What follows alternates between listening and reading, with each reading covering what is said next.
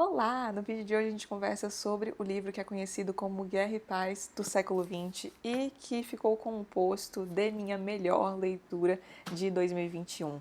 E eu queria pedir licença de vocês para começar este vídeo lendo os primeiros parágrafos deste livro, porque eu acho que são tão impactantes e já dizem tanto do que a gente vai encontrar nesta obra grandiosa que eu acho que vale a pena ouvir. O livro começa assim: um nevoeiro pairava sobre a terra. Os fios de alta tensão que se estendiam ao longo da rodovia refletiam o brilho dos faróis dos automóveis. Não havia chovido, mas a terra estava úmida ao amanhecer, e, quando o semáforo acendia, surgia no asfalto molhado uma indistinta mancha avermelhada. A respiração do campo se fazia sentir em um raio de muitos quilômetros. Convergiam para ele cabos, rodovias e estradas de ferro. Era um espaço cheio de linhas retas, um espaço de retângulos e paralelogramos fendidos na terra, no céu de outono, no nevoeiro. Sirenes soavam ao longe, prolongadamente, em surdina. A rodovia corria em paralelo à estrada de ferro, e uma coluna de caminhões, transportando sacos de cimento, ia quase na mesma velocidade que o infindavelmente longo trem de carga. Os motoristas de capote militar jamais olhavam para os vagões, nem para as manchas pálidas de rostos humanos. Do nevoeiro surgia a cerca do campo, fileiras de arame, retesadas entre postes de concreto. Os alojamentos de madeira se enfileiravam, formando ruas largas e retas. Sua uniformidade era a expressão da desumanidade do imenso campo. Em mais de 1 milhão de sbás russas de aldeia, não há, e nem pode haver, duas que sejam exatamente iguais. Tudo o que vive é único. É impensável que sejam idênticas duas pessoas ou duas roseiras. Onde tentam, à força, fazer desaparecer suas singularidades e peculiaridades, a vida se extingue.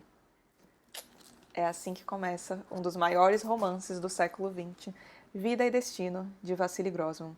Aliás, somente a história de publicação deste livro aqui já dava um livro à parte. Este livro levou 1 década para ser escrito, 2 para ser publicado e mais 3 outras décadas para ser liberado por parte do serviço secreto da Rússia. Sim, esse livro aqui foi considerado tão perigoso que somente em 2013 conseguiram a liberação do manuscrito dele, que estava na sede do órgão herdeiro da KGB, que era o Serviço de Segurança da União Soviética. E por que este livro foi considerado tão perigoso assim?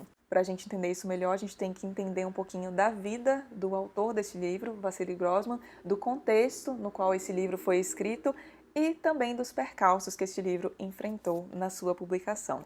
Então, vamos começar através da vida do autor. Quem é que foi o Vassili Grossman? O Vassili Grossman nasce em 1905 numa cidadezinha ucraniana chamada Berdichev, que abrigava uma das maiores comunidades judaicas do mundo, e ele era filho de judeus, mas logo na sua infância os seus pais se separam e ele passa a viver somente com a sua mãe. E já muito cedo ele sente que a verdadeira vocação dele era a literatura, mas a família dele, principalmente o pai dele, tinha dado muito duro ao longo da vida dele para que Vassili Grossman pudesse ter acesso a uma educação mais formal, uma educação mais tradicional, e aí, portanto, ele vai estudar Química na Universidade Estadual de Moscou e lá se forma. Na vida adulta, o Grossman se envolve com a militância política e logo começa a escrever artigos para o principal jornal do Partido Comunista e logo ele consegue adentrar o principal círculo literário de Moscou. E através dos seus contos, que ele começa a escrever um tempo após esses artigos, ele logo chama a atenção de escritores do nível de Gorky e Babel. E os textos do Grossman, mesmo quando ficcionais, ainda tinham muita base na realidade e refletiam bastante também o posicionamento político dele. E é bem curioso ver como esse posicionamento político mudou ao longo das décadas, porque de início o Grossman tinha muita fé no Estado soviético, realmente acreditava na causa de Stalin, ele tinha crenças revolucionárias, acreditava realmente no partido, só que os anos vão passando, algumas coisas vão acontecendo ao redor dele, como por exemplo, prisões, pessoas eram presas sem entender o porquê, ele também não entendia o porquê, muitas vezes justificativas não eram fornecidas, as pessoas ao redor dele também sumiam, ele via escritores sumindo e ele desconfiava muito bem do porquê. Só que o Grossman, para atingir o objetivo dele, que era ser um escritor muito reconhecido, dependia do Estado, porque naquela época em que ele escrevia, você só conseguia ser publicado por meios oficiais na Rússia se você seguisse a cartilha artística do partido, ou seja, exaltasse os feitos soviéticos nos seus escritos, etc. O que acabava levando qualquer escritor russo que quisesse ter sucesso no seu país a depender do Estado soviético. E é o caso do Grossman. Mas conforme os anos vão passando e algumas coisas vão acontecendo na vida dele, ele começa a realmente se questionar se aquilo que estava acontecendo ali era realmente correto. E esses questionamentos dele se intensificam muito quando a Rússia é invadida pela Alemanha. E quando isso acontece, ele até chega a se candidatar para as tropas, a se voluntariar para as tropas, para lutar na guerra, mas ele acaba sendo designado como correspondente de guerra. Ele vai trabalhar para um jornal chamado Estrela Vermelha, que era o jornal do Exército Vermelho, e através do seu trabalho nesse jornal, ele acaba se transformando num dos maiores correspondentes de guerra soviéticos. E muito disso, desse reconhecimento, se devia ao fato de que o Grossman realmente queria vivenciar o que os soldados vivenciavam. Então, por exemplo, em 1942, ele é enviado a Stalingrado. O bicho estava pegando fogo lá.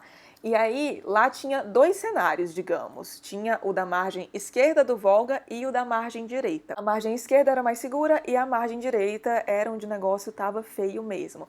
Mas o Grossman, ao contrário de muitos jornalistas, não queria saber de ficar ali no bem bom, se é que isso era possível, na margem esquerda. Ele queria ir para a margem direita para viver o perrengue que os soldados vivenciavam, para sentir o medo que os soldados tinham e para que ele pudesse não só ver o que realmente era aquilo, mas também para ganhar a confiança desses soldados, porque afinal de contas eles iriam confiar muito mais em alguém que estava ali do lado deles, vivenciando aquilo que eles vivenciavam. Ele dizia que ele só poderia realmente entender e, portanto, escrever sobre aquilo que acontecia se ele vivenciasse o que os soldados vivenciavam. E é assim que ele consegue ganhar a confiança desses soldados e produzir alguns dos relatos mais impressionantes de guerra já escritos, como, por exemplo, o texto chamado O Inferno de Treblinka, que é um dos primeiros textos a ser escrito em qualquer idioma sobre um campo de concentração. Eu já li esse texto, ao fim do vídeo eu mostro onde vocês conseguem encontrá-lo, e eu juro que, apesar de já fazer mais de ano que eu já li, apesar de já ter lido muita coisa sobre campo de concentração, Holocausto, Segunda Guerra Mundial, etc., aquele texto é uma das coisas que mais mexeu comigo e vira e mexe eu me pego pensando sobre ele. E nessa vivência dele, vendo campos de concentração, estando muito inserido no cenário da guerra, vendo toda aquela destruição, ele começa a repensar cada vez mais as suas crenças, faz uma baita análise do que está acontecendo ali e chega à conclusão de que aquilo que os soviéticos combatiam, que era o nazismo, não era, no fim das contas, tão diferente do que acontecia ali na União Soviética. E é assim que, em um livro dedicado à sua mãe, que morreu assassinada em um gueto judeu pelos nazistas, o Grossman, como diz o Irineu Franco Perpétuo, que é o tradutor desta edição aqui no prefácio, traça um profundo panorama da sociedade soviética de seu tempo, denunciando a alarmante similaridade entre nazismo e stalinismo através do retrato que ele faz aqui da repressão política e do antissemitismo presentes na União Soviética. E o Estado soviético definitivamente não poderia deixar isto aqui vir a público. E o que acontece com a publicação deste livro aqui? Em outubro de 1960, o Grossman, contra o conselho de um amigo muito próximo seu que havia lido o manuscrito deste livro aqui e da sua companheira, envia o manuscrito de Vida e Destino a uma revista bastante conceituada na União Soviética. Lembrando que naquela época era bastante comum que os livros fossem publicados em revistas na União Soviética, então ele vai lá, envia o manuscrito, apesar de que editado, pelo menos ele tem esse bom senso aí, digamos, se é que a gente pode chamar de bom senso, de tirar algumas partes mais polêmicas aqui, mas isso não é suficiente, porque ainda assim os cabeças, digamos, ali da revista, os chefões consideram o livro antissoviético e difamatório. E, como tudo que acontecia que era considerado antissoviético e difamatório, isso chega aos ouvidos do Estado. Porém, para surpresa geral, quem é preso não é o autor do livro, e sim o livro. E eu digo surpresa geral porque não era incomum, mas não era mesmo, os autores que tinham escritos que eram taxados de antissoviéticos, que não agradavam ao Estado de alguma forma, simplesmente serem presos, terem sua obra vetada, serem enviados a campos de trabalho forçados. Muitas vezes eles sumiam sem deixar vestígios, o Estado não fornecia explicação alguma, acontecia também deles serem exilados e até mesmo, em alguns casos, serem assassinados a mando do Estado.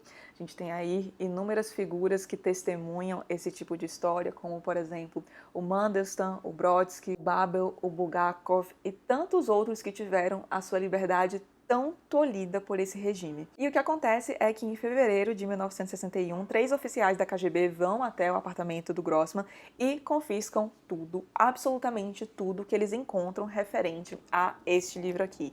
Então, manuscritos, esboços, rascunhos, eles pegam as fitas da máquina de escrever, enfim, tudo que pudesse ter relação com este livro aqui, porque, sob o ponto de vista do Estado soviético, nenhum livro jamais tinha sido considerado tão perigoso quanto este, à exceção do Arquipélago Gulag de Solzhenitsyn. E o Grossman, assistindo à prisão do livro ao qual ele dedicou boa parte da sua vida, não se conforma e escreve uma carta ao Estado soviético que diz o seguinte: eu lhe peço que devolva a liberdade ao meu livro.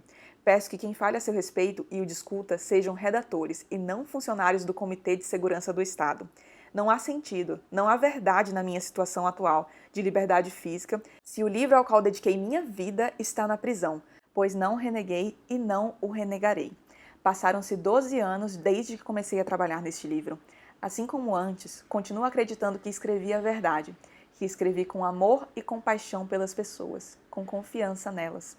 Peço liberdade para meu livro. A resposta que ele recebe, meses depois, a seguinte: talvez ele seja publicado dentro de uns 200, 300 anos. E em 1964, vítima de um câncer de pulmão, o Vassili Grossman falece sem ver o seu livro ser publicado. Mas, felizmente, antes de entregar aquele manuscrito à revista, ele havia deixado uma cópia com aquele amigo próximo dele que o havia aconselhado a não entregar o livro àquela revista, porque não ia publicar. Muito provavelmente iam denunciá-lo, etc. O que realmente aconteceu. O nome desse amigo era Lipkin, então ele tinha uma cópia, e o Grossman também tinha enviado uma outra cópia do manuscrito a uma amiga dele dos tempos da universidade. E 10 anos após a morte do Grossman, o Lipkin faz a primeira tentativa de publicar este livro, e depois de um tempinho ele consegue publicar o livro com sucesso no estrangeiro. Ele é primeiramente publicado em uma revista que era editada em russo no Ocidente, mas essa publicação não foi feita de uma forma muito organizada, não era do jeito que o Grossman queria que fosse. Algumas partes estavam faltando,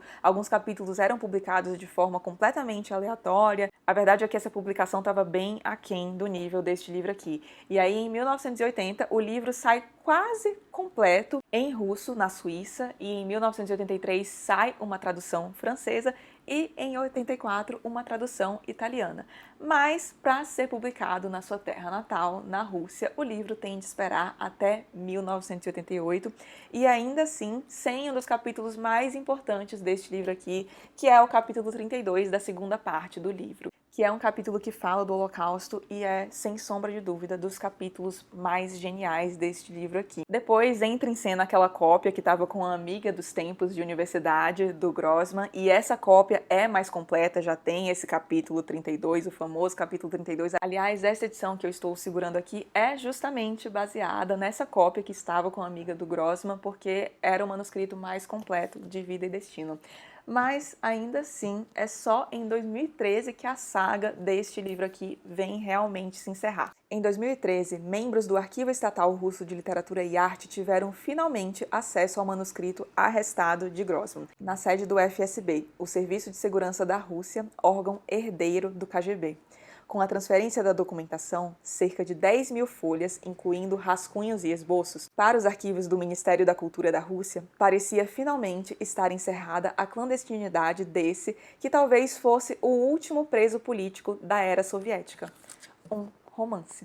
Mas, fia de Deus, do que afinal de contas trata este livro aqui?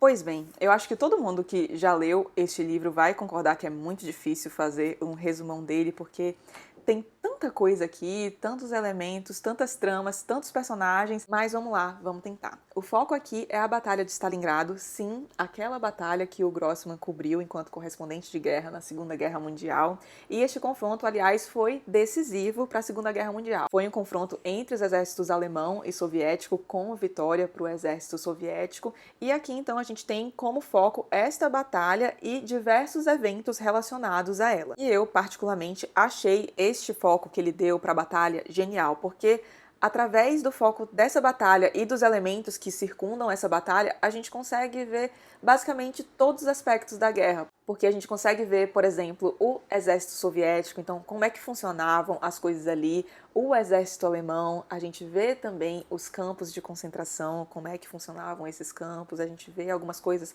sob a ótica de personagens que estavam indo em direção a campos de concentração, alguns que estavam em campos de concentração do lado soviético. A gente também vê presos soviéticos que estavam em campos de trabalho forçado, só que em todos esses âmbitos, a gente, na maioria esmagadora dos casos, não vê somente as pessoas que estavam nessas situações, mas também os familiares dessas pessoas. Então a gente consegue ver não só as pessoas diretamente envolvidas na guerra, mas as que estavam envolvidas também de forma um pouco mais indireta, como, por exemplo, os familiares dessas pessoas, as pessoas comuns, os civis que estavam em cidades sitiadas, pessoas que tiveram que sair das suas cidades para ir para o interior, porque a sua cidade natal teve de ser evacuada. Então aqui a gente vê a visão de basicamente todo mundo, vê a visão de pais, de mães, de avós, de namorados, enfim.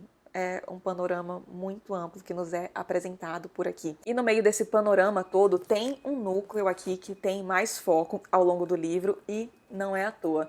O núcleo é o que é protagonizado por um personagem chamado Viktor Strum, que é um físico judeu morador de Moscou inicialmente, mas que por conta da guerra e pela consequente evacuação de Moscou, ele tem de migrar junto da sua família para uma cidade no interior chamada Kazan. Mas esse núcleo do Viktor é somente o que tem foco aqui. Tem diversos núcleos neste livro aqui, só que eu não vou falar deles porque, como eu disse, são muitos, tem muito personagem aqui. Eu acho que eu nunca li um livro com tanto personagem e olha que eu li Guerra e Paz. E eu não vou falar de todos eles, porque senão eu vou ficar 10 minutos aqui do vídeo só falando dos personagens. Então, em vez de falar de todo mundo ou dos principais núcleos afora do Viktor de forma porca, eu prefiro focar no núcleo do Viktor, porque eu acho que no núcleo do Viktor a gente consegue ver de tudo. A começar com a própria mãe do Viktor, que era uma judia e que morre assassinada por nazistas em um gueto judeu. Você já ouviu essa história antes, não é? Eu falei dela no começo do vídeo e sim, Viktor Strum nada mais é do que um alter ego do próprio Vassili Grossman, que também teve sua mãe assassinada por nazistas em um gueto judeu. E antes de morrer, ela escreve uma carta ao filho e consegue enviar essa carta. E essa carta está transcrita aqui e é das coisas mais tristes que você vai ler na sua vida. E eu queria ler só um trechinho dela aqui. A carta está na página 91, no capítulo 18 da parte 1, e diz o seguinte: Vitya, que é um apelido para Viktor. Tenho certeza de que minha carta vai chegar até você, embora eu esteja atrás da linha de frente alemã e do arame farpado do gueto judeu. Nunca vou receber sua resposta, pois não mais existirei. Isso é triste demais, Nossa Senhora. E o Viktor é casado com uma mulher chamada Lyudmila, que tem uma filha, Nadia, mas esse não é o primeiro casamento da Lyudmila. Antes do Viktor, ela havia sido casada com um homem chamado Abarchuk, que acabou sendo enviado a um campo de trabalho forçado, e com esse homem ela tem um filho chamado Tolia, que vai para a guerra. E na guerra ele morre, ou seja, aqui a gente consegue ver uma mãe lidando com a perda desse filho e a gente consegue ver também, através da figura do Abarchuk, alguém que era muito fiel ao partido. O Abarchuk seguia cegamente as diretrizes do Partido Soviético, mas que é preso sem entender o porquê. Isso era muito comum e eu queria ler um trechinho aqui para vocês. O trecho que eu estou lendo está na página 27. Antes da guerra, o campo era conhecido por abrigar criminosos políticos. O nacionalsocialismo criara um novo tipo de preso político, criminosos que não tinham cometido um crime.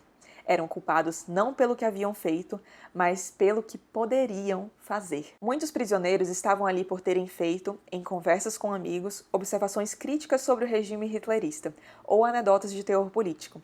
Eles não tinham difundido panfletos nem participado de partidos clandestinos.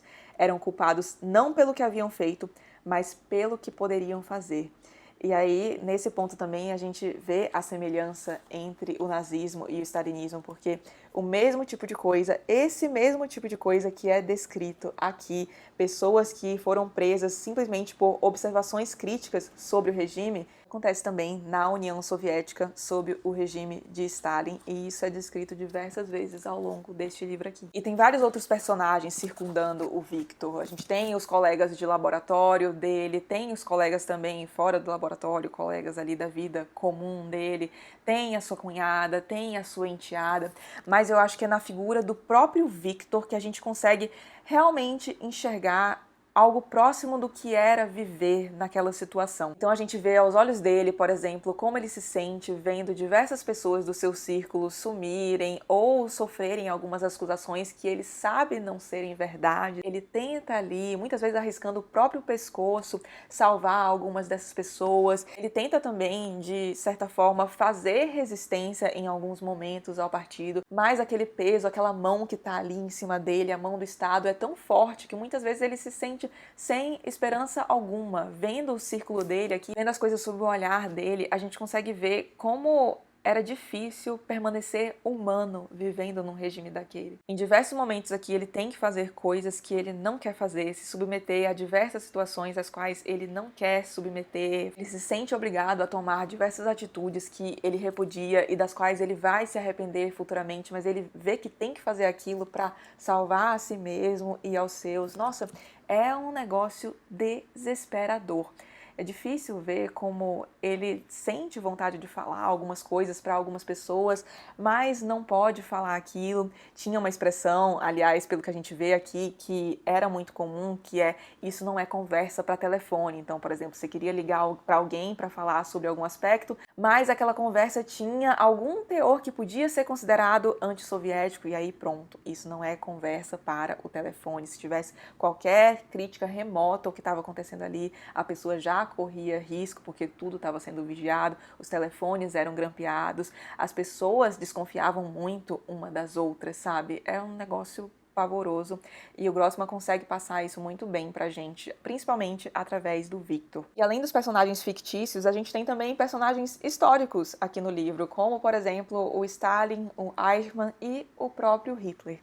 E o livro é uma confusão. Em diversos momentos você tá lá acompanhando a história de uma galera e você tá entretido, quer saber mais sobre aquelas pessoas, mas do nada tem um corte do livro e aí vai para uma outra galera e aí é o mesmo processo. Você fica querendo saber mais, mas aí corta, aí vem para o ensaio do Grossman refletindo um pouco sobre o que está acontecendo ali, depois corta para um outro núcleo e muitas vezes você não ouve mais falar daquela primeira galera que você leu. Aliás, eu diria que o mais comum neste livro aqui é você não ficar sabendo do desfecho dos personagens. E no início isso pode parecer, aliás, não só parece, como é realmente muito confuso.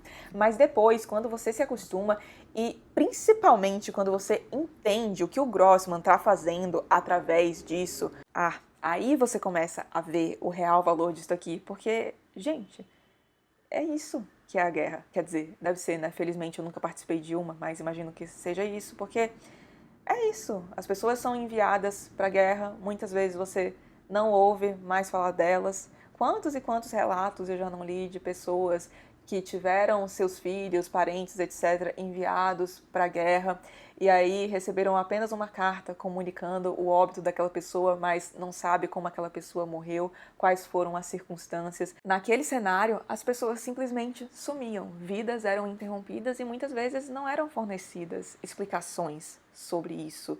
Então eu acho que essa maneira de narrar, com esses cortes abruptos, a gente não ficar sabendo do desfecho de muitos personagens, é a maneira que o Grossman encontrou de representar para alguém que não estava na guerra o que foi aquilo, essa sensação de desnorteamento, de incompreensão que deve ser muito comum àqueles que, de alguma forma, participaram desse cenário tão pavoroso. E no comecinho deste vídeo eu falei que esta foi a minha melhor leitura de 2021 e eu queria explicar aqui o porquê. Elenquei alguns pontos. O primeiro que eu queria expor aqui é como ele se aprofunda nos personagens. Porque por mais que haja esses cortes, a gente não fique sabendo do desfecho desses personagens, Ele trabalha muito bem cada personagem aqui. Cada personagem tá aqui por um motivo, e o motivo não é ficar enchendo linguiça, mas sim representar algum aspecto da guerra. E do mesmo modo que o Grossman, na vida real, lá como correspondente de guerra, gostava de saber dos soldados não só aspectos da guerra, então, o que ele estava fazendo ali, qual era a função dele,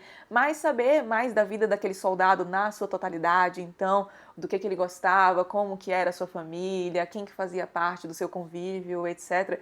É isso que a gente vê aqui. A sensibilidade que o Grossman tem aqui ao abordar o ser humano é algo que, na minha opinião, encontra pouquíssimos paralelos na história da literatura. E isso é feito em todos os personagens, desde o judeu que está indo para a câmara de gás, desde o soldado alemão que está operando essa câmara de gás, com os presos políticos. E é impressionante ver como, mesmo tendo um panorama tão gigantesco para retratar, o Grossman nunca fica afastado o suficiente a ponto de a gente não conseguir mais enxergar o indivíduo, porque, afinal de contas, é nisso que ele está interessado aqui. O outro aspecto que eu queria retratar aqui, ressaltar, na verdade, e que é uma coisa muito cara a mim e que eu achei muito bonito como ele retratou aqui, que é a defesa da liberdade. A palavra liberdade aparece aqui inúmeras vezes. Além deste livro, eu já li alguns outros escritos do Grossman, a gente já fala sobre isso, e principalmente nos tardios, e este livro aqui faz parte desses escritos tardios, eu fiquei impressionada em ver como ele defende a liberdade tão ferrenhamente. E eu acho que isso acontecia porque ele estava vendo ali, sentindo na pele o que era ser tolhido da sua liberdade. E aí ele dá muita importância a isso. E eu acho legal ver isso aqui porque eu, particularmente, tenho a sensação de que a gente dá muita pouca importância à liberdade atualmente. Parece que, como é que eu posso dizer, take for granted, tipo, dá como certo a liberdade pra gente aqui no Brasil é algo pressuposto em diferentes graus, claro, dependendo da sua situação socioeconômica neste país, mas é um país livre e eu acho que às vezes a gente esquece da importância disso, da beleza da liberdade, do significado dela e de como a individualidade é importante. Aqui ele descreve inúmeras vezes indivíduos desesperados tentando manter isso, a sua individualidade, mas naquela pressão horrorosa daquele regime. E acaba sendo meio desesperador ler tudo isso, porque eu imagino que nesse tipo de regime deve ser muito difícil você não se sentir subjugado, o ser humano não se sentir subjugado, sentir que tudo ao seu redor é inevitável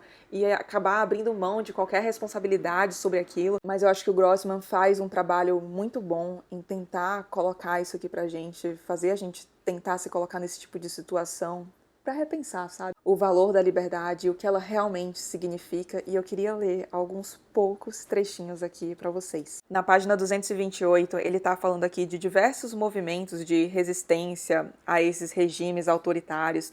Aí ele vai citando alguns aqui e eu queria começar a ler a partir dessa parte, tá na página 227. Os movimentos de protesto de estudantes contra o esmagamento da liberdade de opinião, que eclodiram em muitas cidades, as greves generalizadas em fábricas, mostraram como a aspiração à liberdade é inerente ao homem, é indestrutível. Ela pode ter sido esmagada, mas continua viva. A aspiração do homem à liberdade é indestrutível e pode ser reprimida, mas não exterminada. O totalitarismo não pode renunciar à violência. Renunciando à violência, o totalitarismo perece. Eterna, ininterrupta, aberta ou mascarada, a violência desmedida é a base do totalitarismo. O homem não renuncia à liberdade de boa vontade. Essa conclusão é a luz do nosso tempo, a luz do futuro. Na página 566, a liberdade não é só o bem. A liberdade é difícil, às vezes até mesmo dolorosa. É a vida. E o último trecho que eu queria ler sobre liberdade está na página 582. No caráter irrepetível e único da alma de uma vida isolada consiste a liberdade. O reflexo do universo na consciência do homem constitui o fundamento da força humana, mas a felicidade, a liberdade, a mais elevada ideia de vida, só começa quando o homem existe como um mundo impossível de ser repetido na eternidade dos tempos. Só então ele experimenta a alegria da liberdade e da bondade. encontrando nos outros o que encontrou em si mesmo. Essa é uma das minhas passagens favoritas, aliás, eu acho que tem muito em comum com a primeira parte que eu li aqui do livro para vocês, os primeiros parágrafos. Um outro ponto que me fez amar demais deste livro aqui foi a mescla que ele fez entre romance e ensaio, porque, como eu disse, a gente tem alguns núcleos de personagens sendo retratados aqui, muitos núcleos, na verdade, e aí, às vezes, no meio dos capítulos, ele insere um ensaio com teor bastante filosófico, pensando, analisando o que está acontecendo ali. E esses textos contidos aqui, que analisam diversos aspectos daquilo que estava acontecendo, são, sem sombra de dúvidas, das coisas mais lúcidas que eu já li sobre o Holocausto e Segunda Guerra Mundial. Aqui eu queria destacar o capítulo 50 da parte 1, que é o tipo de coisa que você lê e nunca esquece. E eu queria destacar também os capítulos 31 e 32 da segunda parte, nos quais ele versa sobre Holocausto e nazismo. E é uma análise, assim, de tirar o fôlego. Eu ouso dizer que os ensaios contidos aqui foram as minhas partes favoritas deste livro. Outro ponto muito legal deste livro é a visão diferente que a gente vê da guerra, porque, não sei vocês, mas na maioria esmagadora das histórias que eu já li sobre Segunda Guerra Mundial, Holocausto, etc., a gente vê muito mais o ponto de vista da Europa Ocidental, do que acontecia na Europa Ocidental. E aqui a gente tem um livro que é ambientado inteirinho no leste europeu. Então a gente vê a Batalha de Stalingrado, o cerco de Leningrado, a evacuação de Moscou, o sistema de racionamento horroroso que vigorava ali na União Soviética. Mas o que realmente mais me impressionou aqui foi como o Grossman consegue fazer com que a gente sinta o que está acontecendo ali, com que a gente se conecte.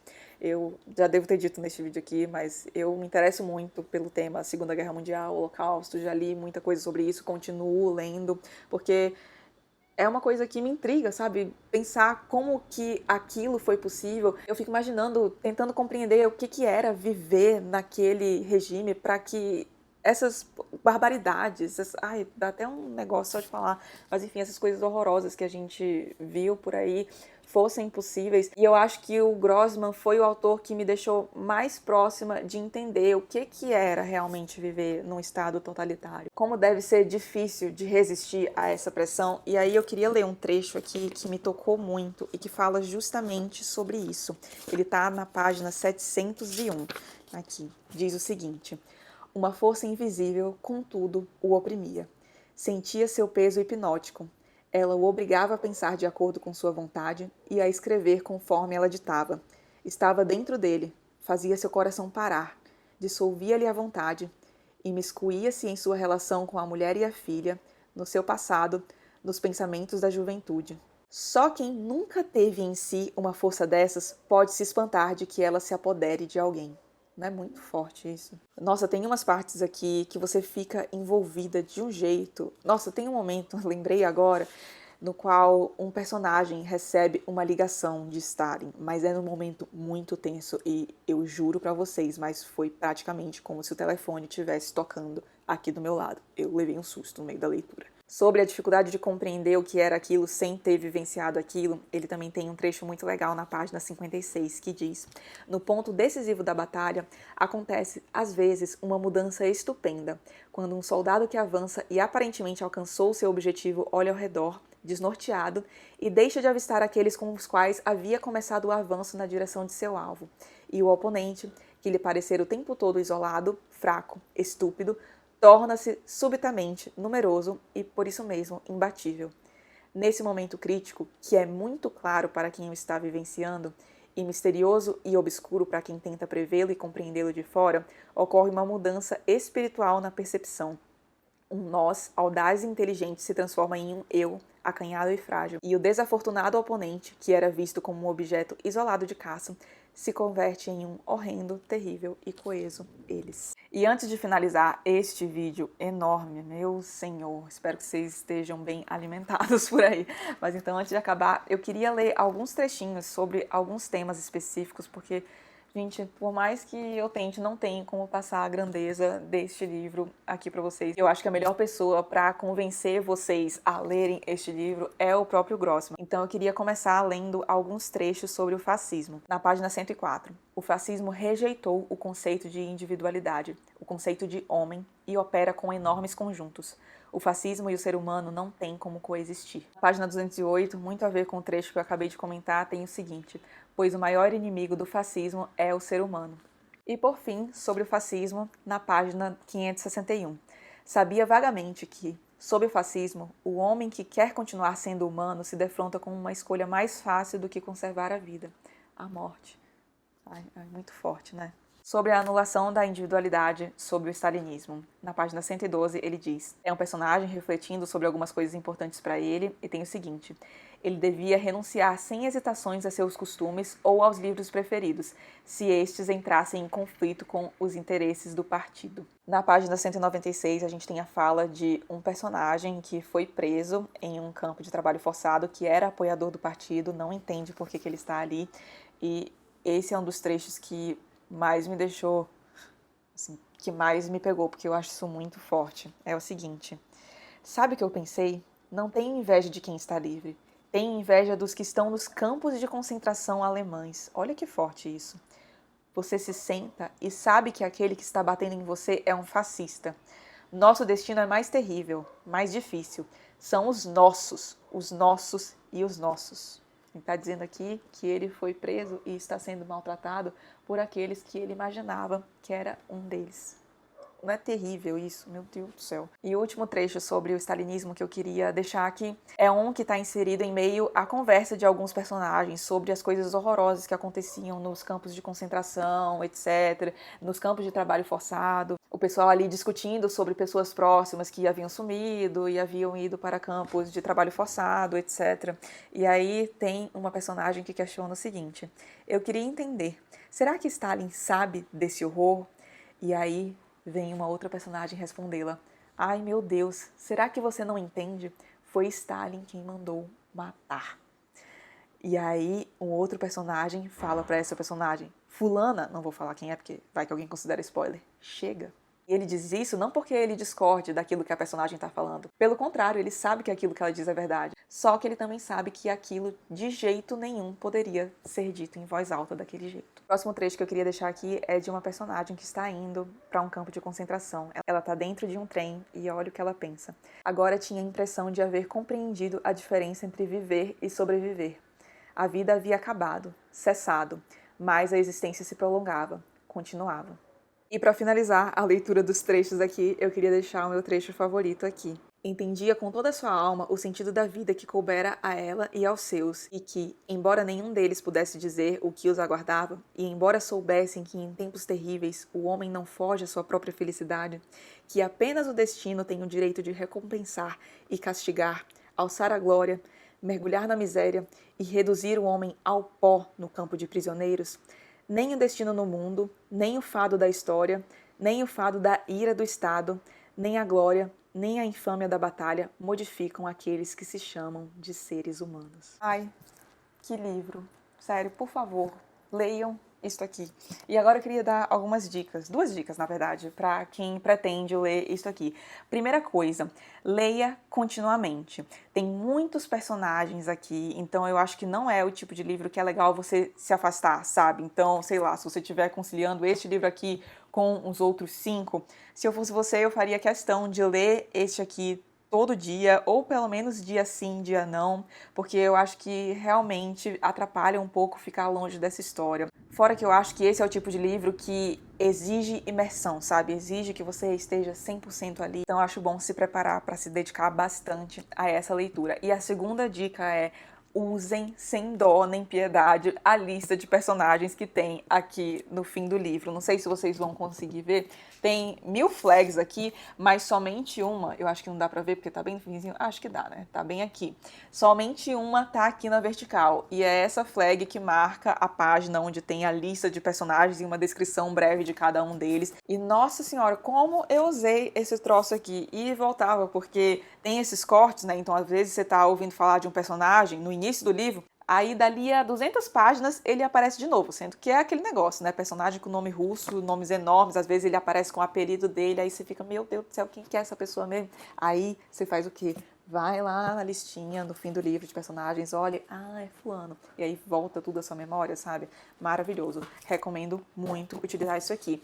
E por fim, eu queria dar uma sugestão de leitura. Acho que para quem leu este livro aqui, ou para quem não leu ainda, mas não se importa com spoilers, pode ser legal ler este livro aqui antes. O nome dele, acho que vocês conseguem ver, né? É A Estrada, também do Vassili Grossman. E aqui a gente tem uma coletânea de diversos textos do Grossman. Então, alguns ensaios, a gente tem também alguns contos. No fim do livro, a gente tem um texto que, meu senhor, que coisa triste, que é a carta que o Grossman escreve em resposta à mãe dele, mesmo ela já estando morta. Ai, gente, isso é... Ai, meu Deus, não gosto nem de falar sobre isso. E é aqui que tem aquele texto sobre o qual eu comentei, do Inferno de Treblinka. Então, está aqui. E os organizadores fazem um trabalho sensacional neste livro aqui, porque eles dividem em 3 épocas, se eu não me engano. E aí, cada época tem um prefácio desses organizadores comentando sobre os textos, contextualizando a obra do Grossman, falando também um pouco da vida dele, a relação com vida e destino. Então, este livro aqui me ajudou a entender bastante vida e destino. Tem resenha, inclusive, aqui no canal, tá? Eu vou deixar linkado aqui no box de informações, então, se vocês se interessarem, podem ver a resenha lá para ver se vale a pena comprar, etc. Mas já digo que vale sim. E, meu Deus do céu, terminamos talvez a maior resenha deste canal, mas este livro merece. Espero que vocês tenham gostado. Se tiverem gostado do vídeo, não esqueçam de deixar um like e de se inscrever aqui no canal, caso não seja inscrito ainda. E, por favor, se você já leu esse livro, vamos conversar aqui, porque eu conheço pouca gente que leu, tô vendo que muita gente está lendo agora, mas como estava esgotado aí por um bom tempo, né? Inclusive acabou de sair uma reimpressão desta coisa maravilhosa, então aproveitem. Aí tem muita gente lendo ainda, mas tem muita gente que não leu. Então, se vocês quiserem conversar comigo aqui, eu vou adorar. Então, é isso. Até o próximo vídeo. Tchau!